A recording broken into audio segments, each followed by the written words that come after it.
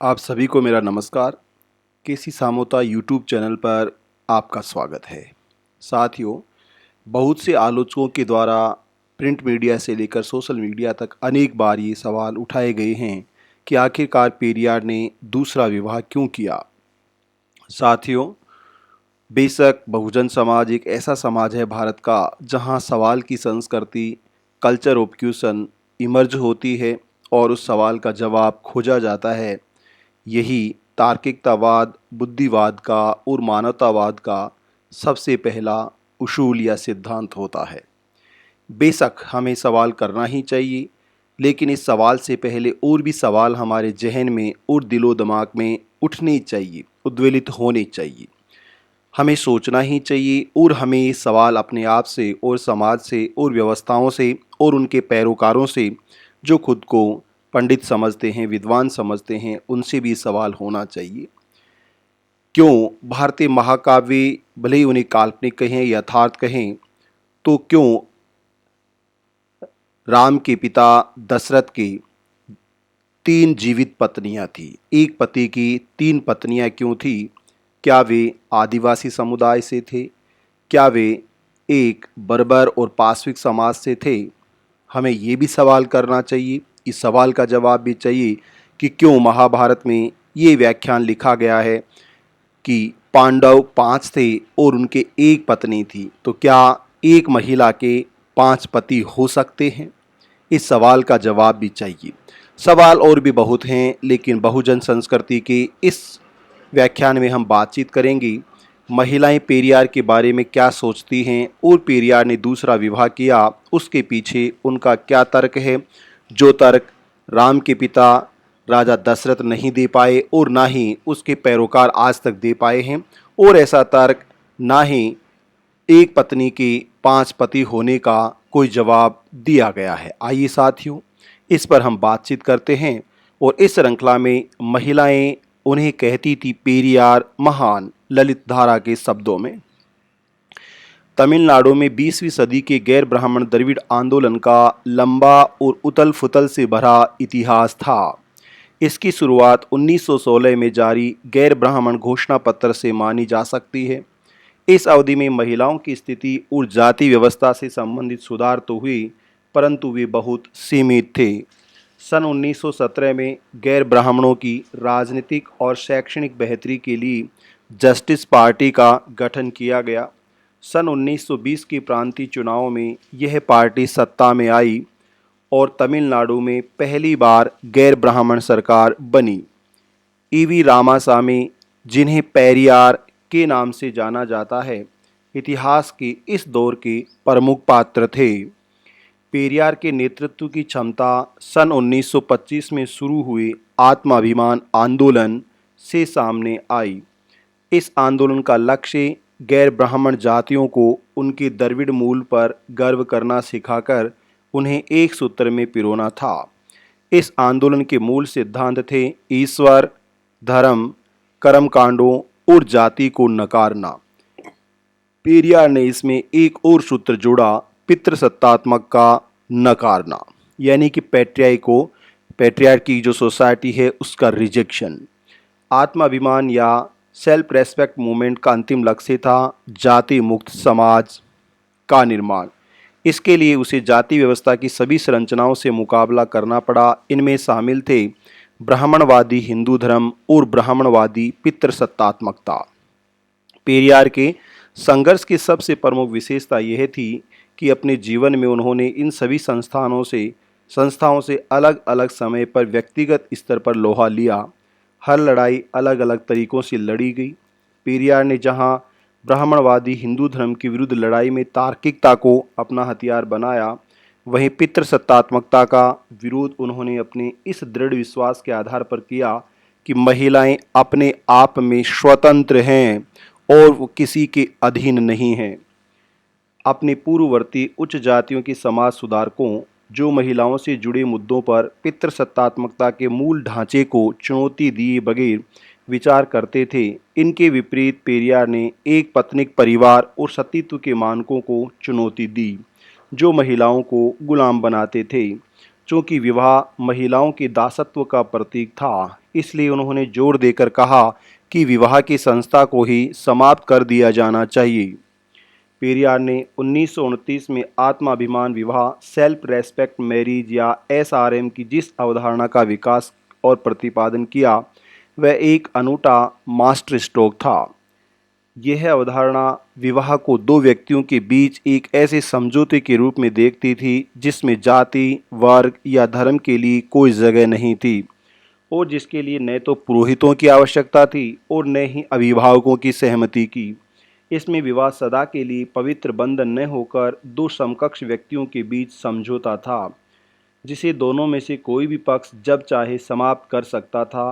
विवाह स्वर्ग में ईश्वर द्वारा नहीं, वरन धरती पर दो व्यक्तियों द्वारा परस्पर समझौते से निर्धारित किए जाते थे। आत्माभिमान विवाहों के मूल में थी लैंगिक समानता और अपने निर्णय स्वयं लेने का अधिकार। यह विचार और सोच के क्षेत्र में एक क्रांति और जागरूकता व आत्मचेतना की लंबी छलांग थी। कुल मिलाकर पेरियार ने एक नई महिला और एक नए पुरुष का सृजन किया।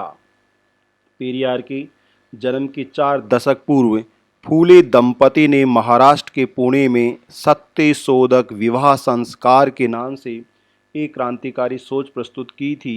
इन विवाहों में कोई पंडित नहीं होता था और हिंदू धार्मिक मंत्रों की जगह वर और वधू अपने लिए निर्धारित धर्मनिरपेक्ष मंत्रों का स्वयं जाप करते थे। इन मंत्रों में कोई लैंगिक भेदभाव नहीं था। यद्यपि पेरियार ने फूले का नाम भी नहीं सुना था, तथापि उन्होंने फूले के काम को ही आगे बढ़ाया। आत्माभिमान विवाह समारोह की अध्यक्षता पेरियार स्वयं करते थे और इससे उन्हें अपने स्त्रीवादी विचारों का प्रसार करने का मौका मिलता था। स्त्री पुरुष संबंधों का कोई ऐसा पक्ष नहीं था जो उनकी नज़रों से छूटा हो। वे महिलाओं को सेक्स व प्रजनन के मामलों में असीमित व बिना शर्त स्वतंत्रता दिए जाने के हामी थे। जैसे हाल ही में फ्रांस सरकार ने महिलाओं को कॉन्स्टिट्यूशनल राइट दिया है, माई बॉडी माई चॉइस। उन्होंने पितृसत्तात्मकता के ध्वंस के लिए वह सब कुछ किया जो वे कर सकते थे।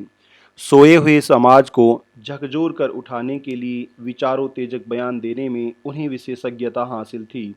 एक बानगी देखी, अगर इससे उनकी स्वतंत्रता में बाधा पड़ती हो तो महिलाओं को बच्चों को जन्म देना बंद कर देना चाहिए। वे बिना लाग लपेट के कहते थे कि जब पितृसत्तात्मक पुरुषत्व है तब तक महिलाएं स्वतंत्र नहीं हो सकती। वे चाहते थे कि सतीत्व और चरित्र जैसे मानक या तो महिला और पुरुष दोनों पर लागू होने चाहिए या किसी पर नहीं। उनका कहना था कि माता पिता को अपनी लड़कियों का पालन पोषण उसी तरह करना चाहिए जैसे कि वे लड़कों का पालन पोषण करते हैं। यहाँ तक कि लड़कों और लड़कियों के नाम और उनका पहनावा भी एक जैसे होने चाहिए। आज जाकर भारत के मुख्य न्यायाधीश चंद्रचूड़ कह रहे हैं कि जेंडर इक्वालिटी को रिप्रेजेंट करने वाली टर्मिनोलॉजी होनी चाहिए। यानी कि आज से 100 साल पहले ही पेरियार जो मुख्य न्यायाधीश नहीं थे तो भी उनका चिंतन इतना विस्तृत और दूरदर्शिता से भरा पड़ा था कि वो कह रहे हैं कि लड़का और लड़कियों को नाम से जैसे डियर स्टूडेंट कहकर बुलाया जाए, नॉट चाइल्ड बॉय स्टूडेंट और गर्ल स्टूडेंट। तो ये टर्मिनोलॉजी जो अब हम पोस्ट मॉडर्निज्म में देख रहे हैं, पोस्ट स्ट्रक्चरलिज्म में देख रहे हैं, ये उनका बहुत बड़ा चिंतन था जिसको हर कोई नहीं समझ सकता। लड़कियों को मुक्केबाजी और कुश्ती जैसे खेलों का प्रशिक्षण दिया जाना चाहिए, जैसे दंगल मूवी बनाई गई। जहाँ तक महिलाओं के लिए गर्भ निरोधकों के इस्तेमाल का सवाल है, उनकी मान्यता थी कि ये महिलाओं को स्वतंत्रता और उनके जीवन पर अधिकार देने के उपकरण हैं। पेरियार की ये सोच उनके समकालीन अन्य सुधारकों से एकदम अलग थी और उनसे 100 साल आगे थी, जो ये मानते थे कि महिलाओं के लिए गर्भ निरोधक उपायों का इस्तेमाल परिवार, समुदाय और राष्ट्र हित में होना चाहिए। पेरियार का ये मानना था कि केवल और केवल महिलाओं को ये तय करने का अधिकार है कि वे बच्चे चाहती हैं या नहीं, यदि हाँ तो कब और विवाह बंधन के अंदर या उसके बाहर। उन्होंने अपने ये विचार अलग अलग भाषणों और लेखों में व्यक्त किए और इन्हें संकलित कर एक पुस्तिका की शक्ल के रूप में प्रकाशित किया गया, जिसका शीर्षक था why the woman was enslaved, महिलाएं क्यों गुलाम बना दी गई। वे उस काल में क्रांतिकारी स्त्रीवाद की भाषा में बात करते थे जब पश्चिम के स्त्रीवादियों की दूसरी लहर ने इस शब्द को गढ़ा भी नहीं था। आत्माभिमान विवाहों यानी कि नारीवाद की जो लहर पश्चिम से उठी, उससे बहुत पहले पेरियार ये सब बातें कर रहे थे। आत्माभिमान विवाहों के अतिरिक्त आत्माभिमान सम्मेलनों और युवा सम्मेलनों में भी पेरियार ने लैंगिक मुद्दों पर अपने विचार रखे। इन आयोजनों में पारित प्रस्ताव महिला समर्थक और लैंगिक न्याय पर आधारित हुआ करते थे। इस आंदोलन का एक अनूठा पक्ष यह था कि महिलाएं केवल महिला सम्मेलनों में ही नहीं बल्कि सामान्य आत्माभिमान सम्मेलनों में भी महत्वपूर्ण भूमिका निभाती थी। आप ये न सोचें कि सर ने व्याख्यान में कहा है कि पेरियार ने दूसरा विवाह क्यों किया, इसी के पीछे की बैकग्राउंड जो है पृष्ठभूमि उस पर हम बातचीत कर रहे हैं, फिर मुद्दे पर आगे बढ़ेंगे। उनकी आयोजन में तो भूमिका होती थी, वे सम्मेलनों की अध्यक्षता भी करती थी और प्रस्ताव भी प्रस्तुत करती थी। आंदोलन की महिला कार्यकर्ता जाति और पितृसत्तात्मकता के परस्पर अन्योन्य आश्रित संबंधों से अनभिज्ञ नहीं थी। वे ब्राह्मणों के जातिगत दमन और पुरुषों के लैंगिक दमन को सदृश पाती थी। वे ये मानती थी कि धर्म जातिगत और लैंगिक असमानताओं को वैध व औचित्यपूर्ण ठहराता है। आंदोलन के साहित्य में उन्होंने अपने इन विचारों को स्वर दिया, यानी साफ साफ ये है कि जैसे सती प्रथा को धार्मिक परंपरा के नाम पर रखकर महिलाओं का लगभग 1200 सालों तक शोषण किया गया, वो इसी का आधार है। ईवी रामासामी को पेरियार या महान की उपाधि मद्रास में सन 1938 में आयोजित तमिलनाडु विमेंस कॉन्फ्रेंस में ही दी गई। पेरियार घर और सार्वजनिक जीवन दोनों में महिलाओं को किसी घेरे में बंद रखने के हामी नहीं थे। वे जो कहते थे वह करते भी थे। उन्होंने अपनी 13 वर्षीय नवविवाहिता पत्नी नगमल को उसकी थाली या मंगलसूत्र का त्याग करने के लिए राजी किया। वे अपनी पत्नी से कहते थे कि वे उन्हें कामरेड कहकर संबोधित करें और जिन भी सभा सम्मेलनों में वे जाते उनकी पत्नी हमेशा उनके साथ होती थी। उन्होंने ठीक यही व्यवहार अपनी बहन कनम्मल के साथ भी किया। यहाँ तक कि जब गांधी ने सन 1921 में शराबबंदी के समर्थन में ताड़ी की दुकानों पर धरना देने का आह्वान किया, तब इरोड़ में आंदोलन का नेतृत्व नगम्मल और कनम्मल पत्नी और उनकी बहन ने किया। इस सब के बावजूद सन 1933 में अपनी पत्नी की मृत्यु के बाद उन्होंने इस बात पर गहन खेद व्यक्त किया कि वे अपने वैवाहिक जीवन में अपने स्त्रीवाद विचारों का एक छोटा सा अंश भी लागू नहीं कर सके। पेरियार के जीवन की अन्य महत्वपूर्ण घटना थी सन 1949 में 70 वर्ष की आयु में अपने से 40 वर्ष छोटी यानी 30 वर्ष की मनिया माई से उनका पुनर्विवाह, जिस पर आलोचक जवाब चाहते हैं। मनिया माई 6 वर्ष से उनकी निजी सचिव थी। इस विवाह के लिए उनकी घोर निंदा और भर्त्सना हुई। ध्यान रहे कि उनके एक लड़की थी जिनका देहांत 5 माह में हो गया था, उसके बाद उनके कोई संतान नहीं थी, परंतु वे अविचलित रहे। पेरियार ने कहा कि उन्होंने यौन सुख के लिए विवाह नहीं किया है और यह भी कि यौन सुख प्राप्त करने के लिए विवाह करना आवश्यक भी नहीं है। साथियों, यहाँ मैं एक बात पंडित अटल बिहारी वाजपेयी के बारे में कहना चाहूँगा, जिन्होंने अनेक बार ये कोट किया कि मैं विवाहित नहीं हूँ परंतु कंवारा भी नहीं हूँ। उन्होंने कहा कि विवाह के पीछे उनका उद्देश्य अपनी वैचारिक, सांगठनिक और भौतिक विरासत को सुरक्षित हाथों में सौंपना है ताकि उनका काम आगे बढ़ सके, यानी कि अपनी विरासत किसको देकर जाएं, इसके लिए उन्होंने दूसरे विवाह को आधार बनाया। उन्होंने रूढ़िवाद के खिलाफ अपनी लंबी और अथक लड़ाई की विरासत एक युवा महिला को सौंपी। हमें यहाँ ये भी ध्यान रखना है कि यशवंतराव, जिसको दत्तक पुत्र गोद लिया गया था ज्योतिबा फुले सावित्री फुले के द्वारा, इसी समाज ने उसकी अर्थी के आगे घट लेकर चलने से प्रतिरोध कर दिया, जिसके बाद उनकी पत्नी सावित्रीबाई फुले मृतक घट को आगे लेकर चली और अपने पति को मुखाग्नि दी। तो समाज का सत्य भी हमें मालूम होना चाहिए, जो सवाल करते हैं उस संदर्भ में देखें।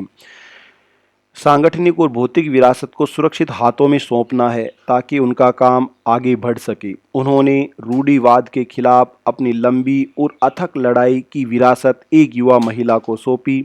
यह स्त्रीवाद के प्रति उनकी आचरणगत प्रतिबद्धता का एक प्रमाण था। बाबा साहब हो चाहे इन्होंने दूसरा जो विवाह किया, बिल्कुल समाज के उस रस्म व रिवाज से और एक वैधानिक स्वरूप में किया, न कि उन तमाम भारतीय नायकों की तरह जिनके संबंध भले ही वो गांधी हो या नेहरू हो, जो विवाहेतर संबंधों के रूप में आज भी चर्चित हैं।